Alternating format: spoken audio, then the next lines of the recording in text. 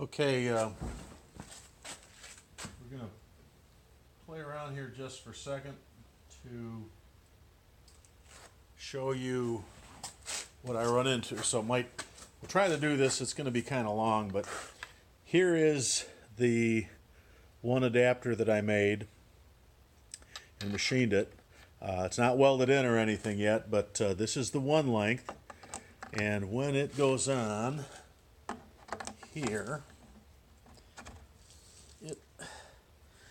it slides in and engages, and then you put the nut on,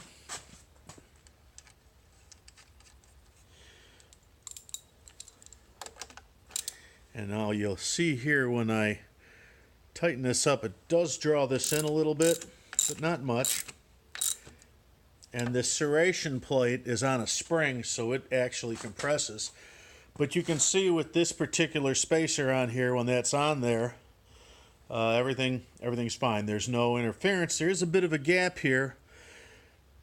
I could possibly machine this lip completely off of here, open up the inside so it would wrap around the out of that serrated plate, and shorten that stub just a little bit. But I wanted you to see what it looks like, and it doesn't track true, so even if I go through the steps of modifying the wheel to tuck it in a little bit, that's going to still have that a bit of oscillation to it, just because that's the way it is.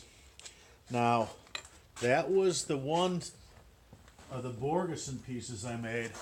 Now, I made another Borgeson piece that was real similar, but I didn't modify the inside of it, but I did shorten it up just a little bit.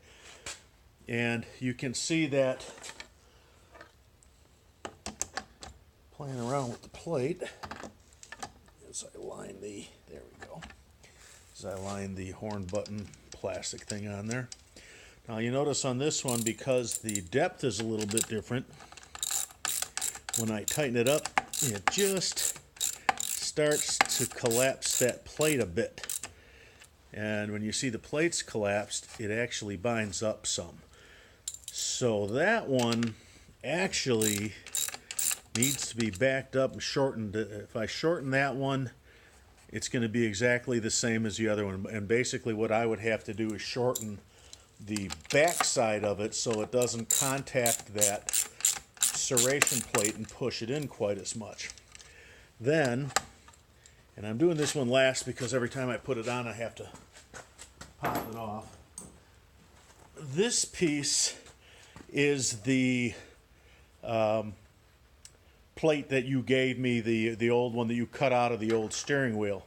And when I put it on, it actually goes in, and it has that little taper that goes onto the hub, which you really don't have that taper real big. Okay, right there would be the position. And then when I put the nut on this one, you see it doesn't collapse the plate, but it does bind up on the taper. So this one actually fits real nice, and it looks real good.